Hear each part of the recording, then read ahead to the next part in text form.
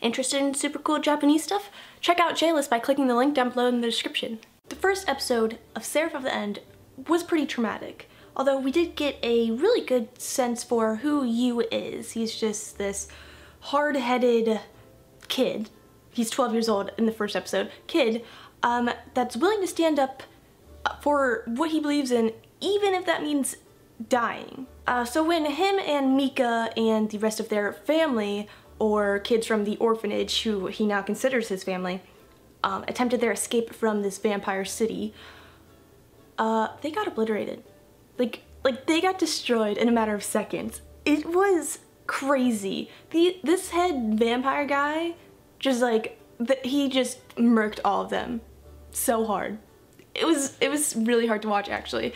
But even though we didn't really know a lot of these small kids from the orphanage, you still sort of felt a connection to them, because you got to see them laugh and cry and be scared just like you was. So when they died, I was just like, oh my god. Like a little piece of my heart broke off. Alright, so in the second episode, it's 4 years later, the virus has destroyed or decreased the world's population to about 1/10 of what it was before, which is a significant decrease. That's a lot of people that died. That is a shit ton of people that died. Let's just think about that. 1/10 of what the entire population was before. That's crazy. But it was believed that when you turn 13, that the virus would kill you. Just automatically, you know, like that would be it.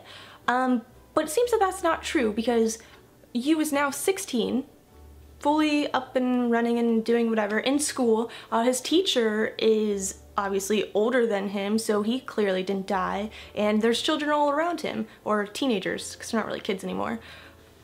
So the virus isn't all what you thought it would be. The second episode also really focuses on Yu trying to find his place in society now that, you know, he's out of this vampire city. He feels he doesn't belong in school, and all he really thinks about is seeking revenge on the vampires that killed off his entire family. And I'd imagine that would be pretty rough, just sitting in school listening to some teacher talk about shit that you don't care about when you want to go fight vamps. Right? Am I right? But the only way to do this is to join the Moon Demon Company, or the Vampire Extermination Unit, which he is right now suspended from the military for being a hothead, for lack of a better word. But in school he meets Shinoa, and Shinoa is part of the Imperial Demon Army and kind of sent to keep eyes on Yu, because he's crazy. Well, not like literally crazy, but who knows what he'll do.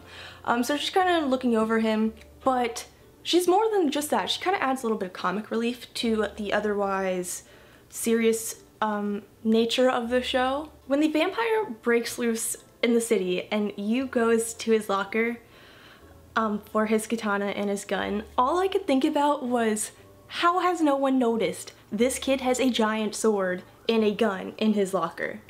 How is that like surpassed like everyone's attention, or, you know, kind of just flew right over their head? Who knows? Who knows? Alright, so typically vampires are thought to be unable to enter the sunlight.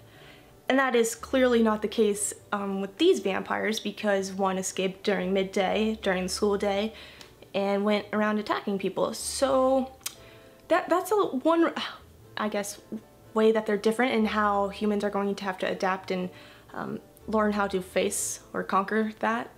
Also, self-healing abilities, which are not uncharacteristic of vampires, but these vampires can heal themselves extremely quickly. We saw when that vampire got her arm cut off and she literally just stuck it back on and just kind of fused together. I am truly enjoying this series so far. I am a huge fan of vampires, like vampire anything. I watched Shiki, which is also about vampires, and that was so good. So I'm excited for what this anime has in store for us. I know that it was a manga and I don't really read manga, so I'm not quite sure how they're gonna fit so much into only 12 episodes, but we will see. If you enjoyed this video, don't forget to leave a thumbs up, subscribe for more anime reviews and other sorts of stuff, and go follow me on Twitter, Twitch, and Instagram. You can find all the links down below in the description. Okay, until next time, my friends.